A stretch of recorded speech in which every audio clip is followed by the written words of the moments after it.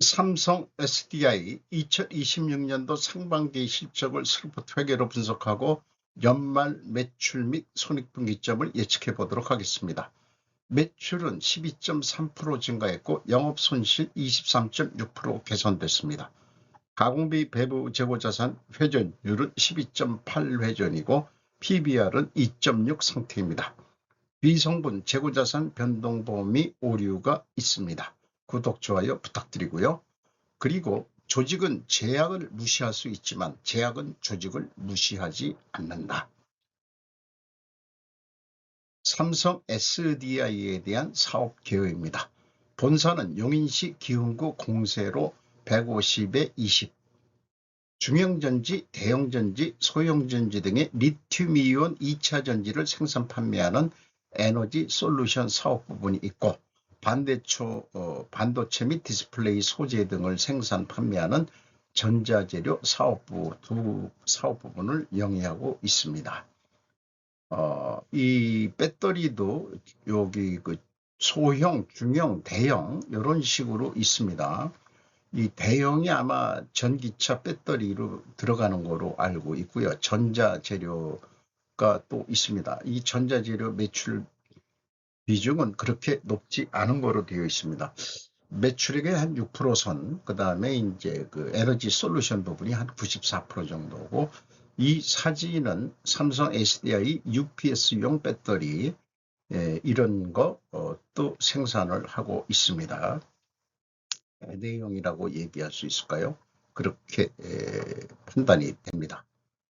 주가는 47만 8천 원으로 1년 전보다 무려 121.3%가 상승했습니다. PBR은 2.6 상태이고요.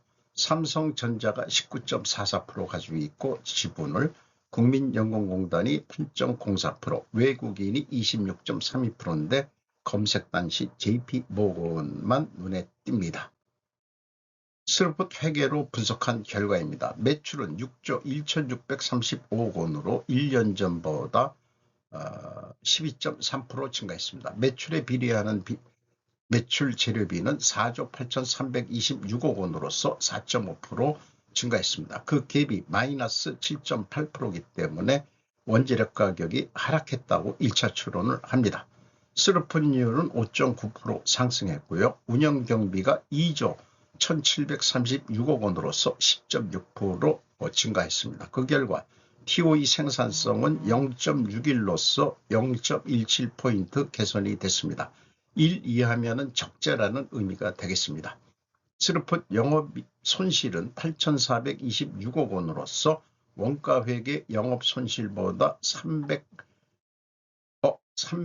8,800만 원이 더 적은 수치인데 이것은 재고자산이 증가했기 때문입니다. 원가회계 손익상으로는 영업손실이 26% 개선이 됐습니다. 전년도에는 1조 원이 영업손실이었는데 8천억 원대로 떨어졌습니다. 재고자산 명세입니다. 상품, 제품, 반제품 합쳐서 가공비 배부 재고자산 8,675억 원, 연초 재고보다 2,355억 원이 증가했습니다. 이 제공품이 없는데요.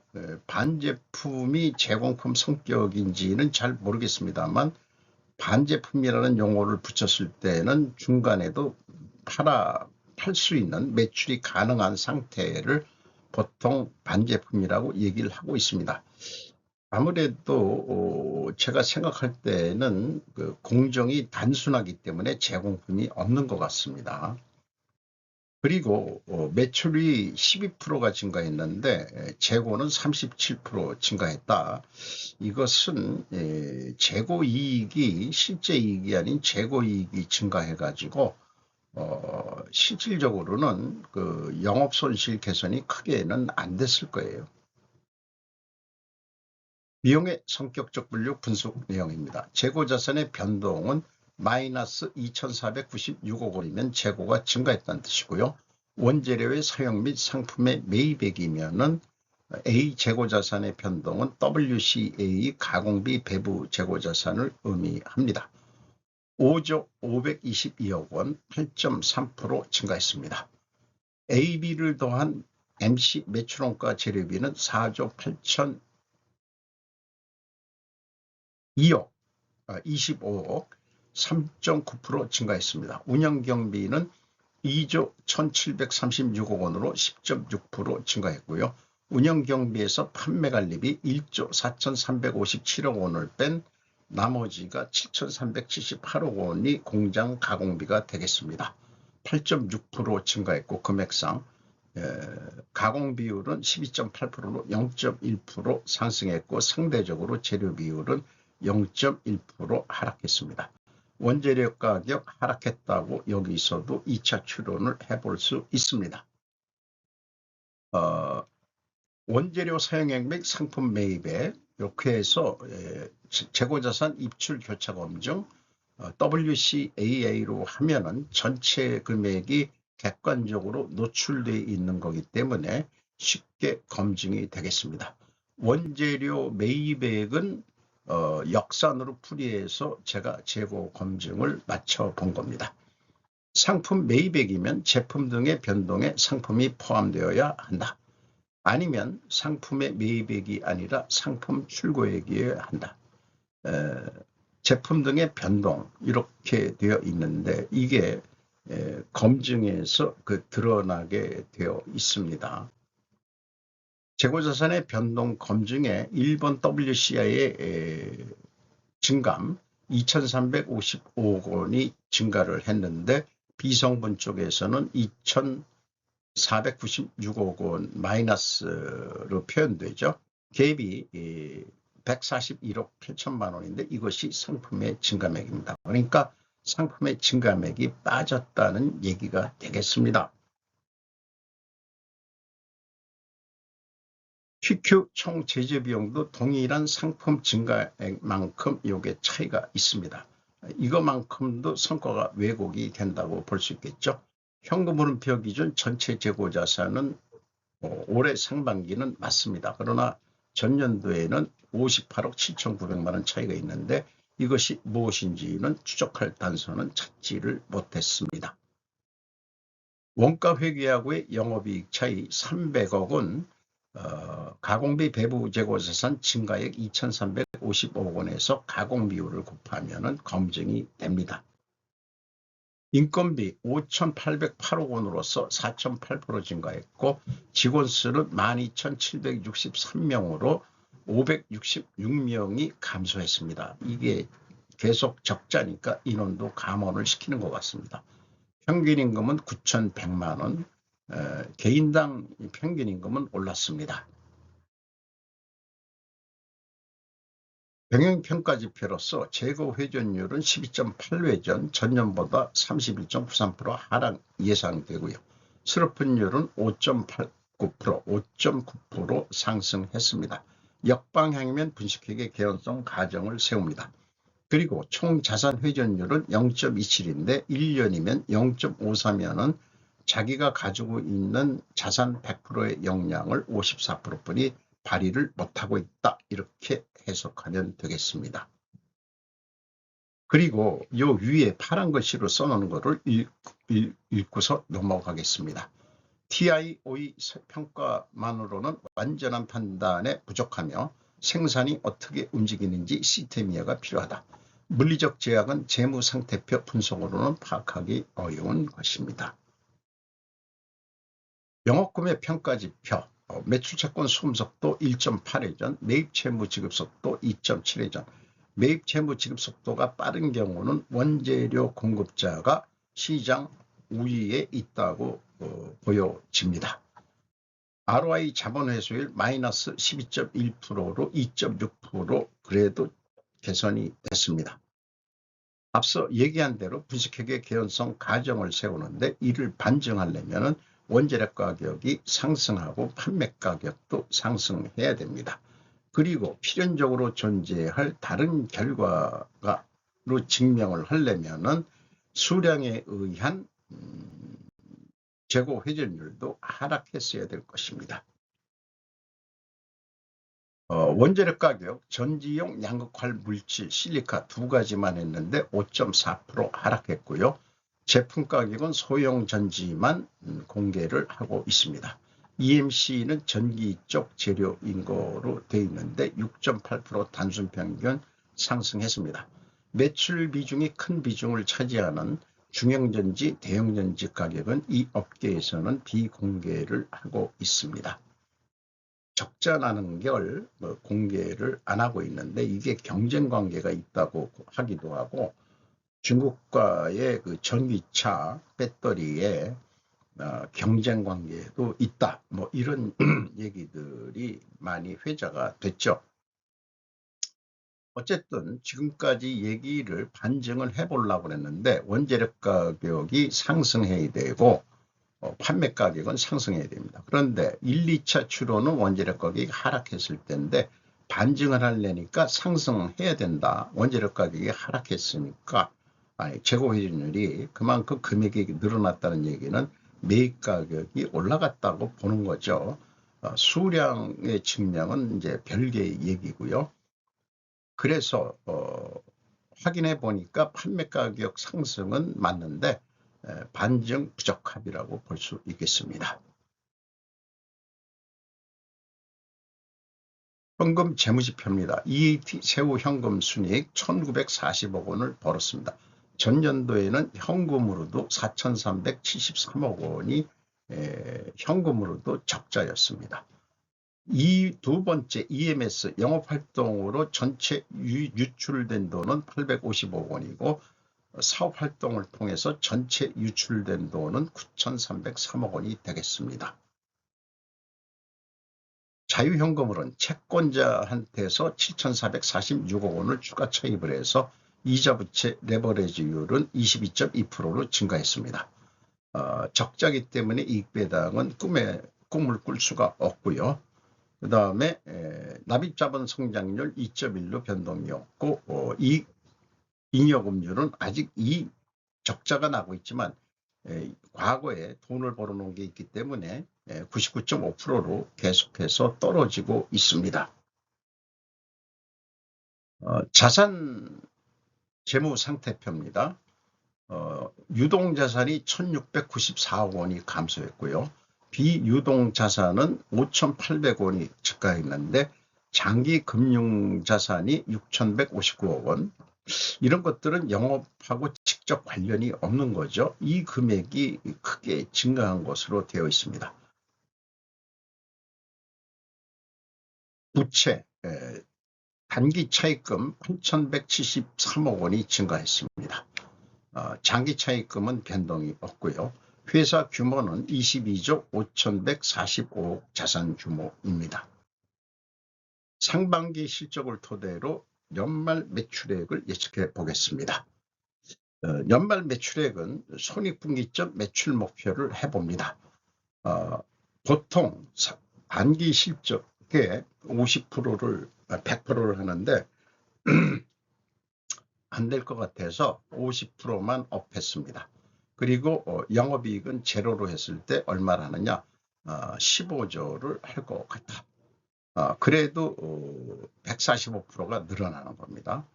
그래서 매출 재료비를 145% 하면은 동일한 금액으로 매출액을 예측해 볼 수 있습니다. 그런데 이것이 실현 가능하냐의 문제가 있죠. 전년도도 제가 동일한 방법으로 했다면은 18조 7,748억 원을 예측했을 텐데 11조 4,500억 불이 되질 않습니다. 갭이 무려 64%나 됩니다. 이렇게 틀리는 것은 예측도 아니죠. 그래서 어떻게 실행 계획을 잡아 볼 거냐, 그거를 위해서 퀄리티 높은 예측을 하기 위해서 우리가 손익분기점이라는 것을 도입을 해 봅니다. 전년도의 손익분기점 시기는 20.5개월 있습니다. 1년이 12개월이기 때문에 당연히 적자가 나왔겠죠.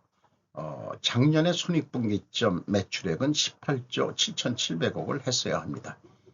올해 것도 손익분기점을 50% 이렇게 했을 때 이게 땡겨지긴 합니다만은 15조 원까지는 해야 됩니다.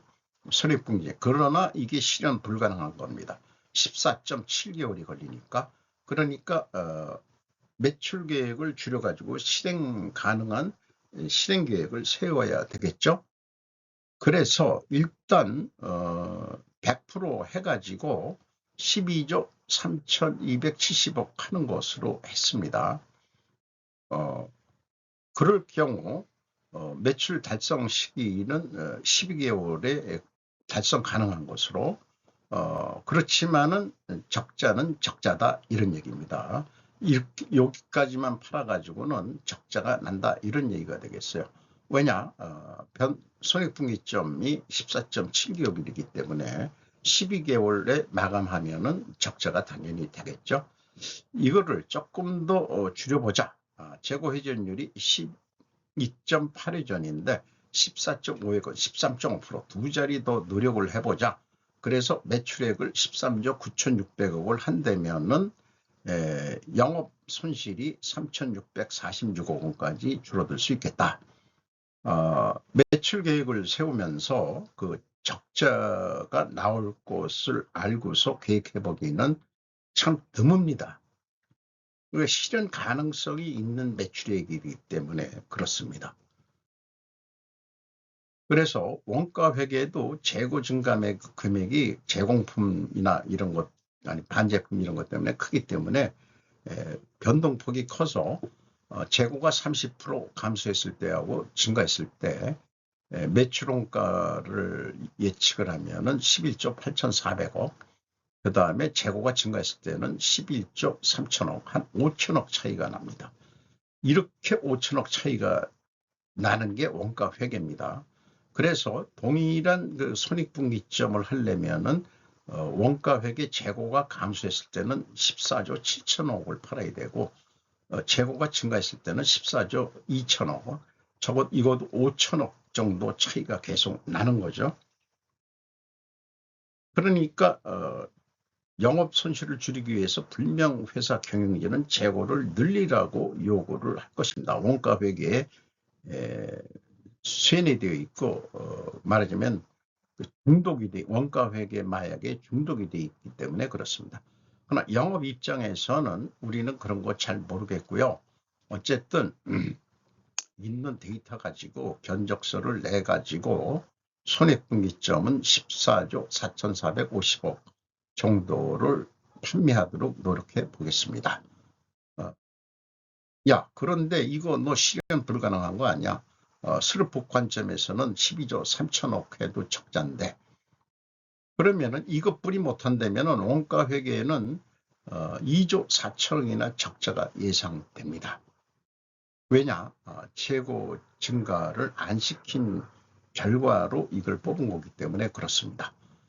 그래서 스루프처럼 13조 9,630억을 했을 때 지금 매출 원가율이 96.3%인데 전년도가 거의 그 90%였는데 90%까지 다시 낮춰라. 그러면은 적자가 1조 5천억으로 줄어들 것이다. 영업이익이 8천억을 더 올릴 수 있다. 이게 뭐가 문제냐? 매출 원가율을 90%까지 내려야 한다면 재고 생산을 하여 재고를 늘려 매출 원가를 낮출 것이냐, 또는 운영 경비를 극단적으로 줄일 것이냐, 그것이 원가 회계의 고질적인 문제인 것입니다. 우리는 이런 원가 회계를 빨리 벗어나야 되는데 우리가 원가 회계란 마약에 중독되어 있는데 우리는 그것을 중독된 상태에서 벗어나는 것을 치료제는 스루풋 회계가 되겠습니다. 자, 그 스루풋은 13조 9천억을 했을 때 그래도 영업손실 3,600억까지 줄였는데 원가 회계는 재고가 계속 감소한다면 추가 생산 안 하고 재고를 안 늘린다면은 영업손실은 1조 5,600억이 되겠습니다. 어떻게 더 판매를 했는데 좀 줄긴 줄었죠? 약간 이렇게 되겠습니다.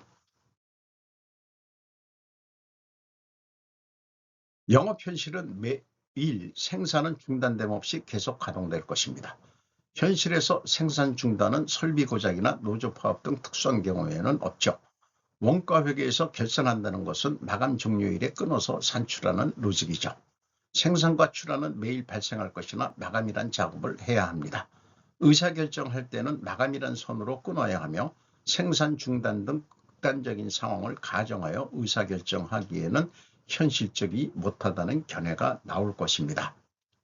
결산을 하되 그러나 우리가 검은백조 블랙스완을 만나지 않기 위해서는 즉 불확실성과 변동성 현실 속에서 생산 중단 또는 추가 생산 증가와 매출 불변이란 극단 상황을 생각해서 의사결정 훈련을 할 필요가 있다고 저는 주장하기 시작합니다. 그래서 우리가 매출 불변이라는 경우를 한번 극단적으로 가정을 해봅니다. 매출이 12조 3천억이 못 올린다면 생산을 10% 감소했을 때는 영업손실이 1조 2천억밖에 안 나오는데 원가회계 쪽입니다.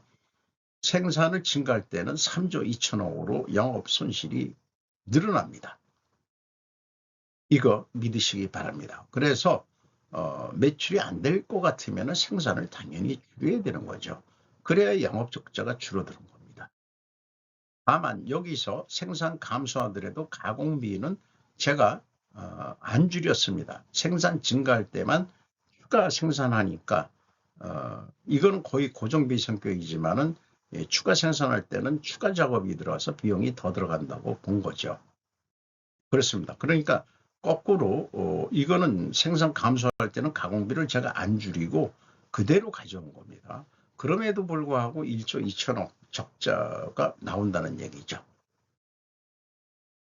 그러니까 생산 증가할 때보다는 그래도 영업 적자를 적게 본다. 이 말씀입니다.